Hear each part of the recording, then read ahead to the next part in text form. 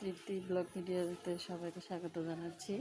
তো আমি যাচ্ছি আমার বাবার বাসায়, আমার শ্বশুর বাসা এবং বাবার বাসার পাশাপাশি। তো আমার শ্বশুরবাড়ি থেকে এখন আমি আমার বাবার বাসায় যাচ্ছি একটু দরকারে।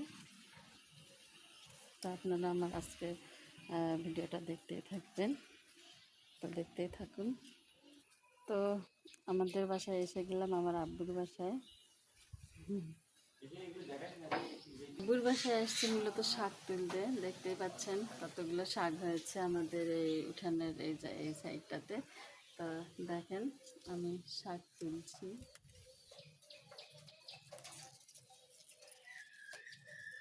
এই পুঁই শাক দিয়ে, মাছ দিয়ে বলেন, শুটকি দিয়ে বলেন, রান্না করলে খুব অনেক মজা লাগে। দেখেন কত শাক হয়েছে, তখন আমি শাকগুলো তুলব।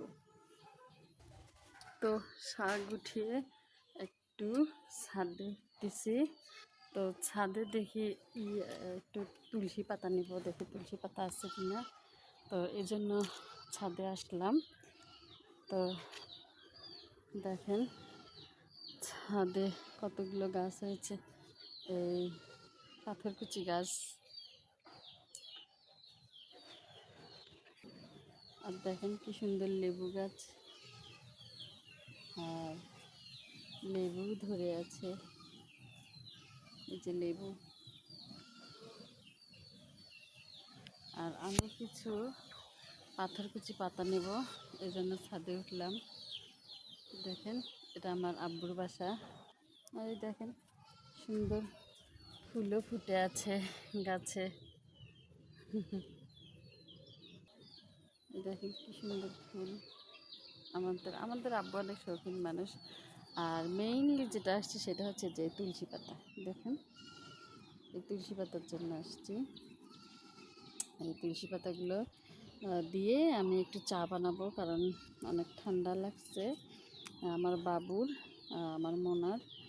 তাই আমি একটু তুলসী পাতা নিব। মূলত তুলসী পাতার জন্য আমি উঠেছি। দেখেন কি সুন্দর তুলসী পাতাগুলো এবং বীজ হয়েছে। তাই আমি এই তুলসী পাতাগুলো এখন আমি তুলতেছি।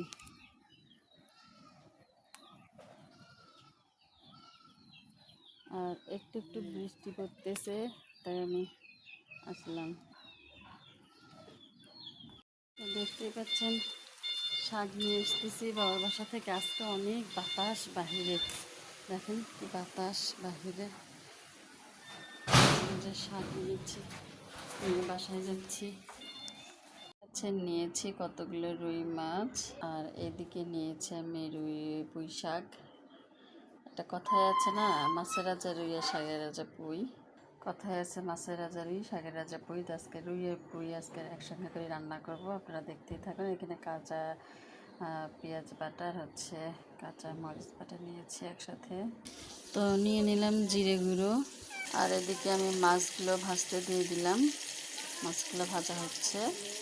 তো আমি ওইদিকে রান্না বসিয়ে দিয়ে এদিকে মেয়েকে পড়াচ্ছি, কারণ মেয়ের কোনো টিচার দেওয়া হয়নি, আমি নিজেই ওর টিচার। তো মেয়ের পরীক্ষার জন্য সবাই দোয়া করবেন। তো দেখেন আমি মাছগুলো হালকা করে ভেজে নিলাম।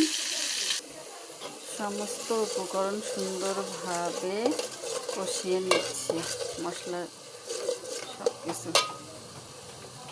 মশলা কষানোর মধ্যে এরপরে আমি দিয়ে দিলাম শাকগুলো যখন একটু হবে, ঝোল ঝোল হবে, তারপরে মাছ দিয়ে দিব। দেখেন শাকের কিন্তু একটা পানি থাকে, আলাদা পানি, সে পানিটা বেরিয়ে গেছে। তো শাকগুলোর উপর আমি মাছগুলো দিয়ে দিলাম। দেখেন আমার হয়ে গেল রুই আর পুঁই রান্না। কেমন হয়েছে রান্নাটা অবশ্যই কমেন্ট করে জানাবেন।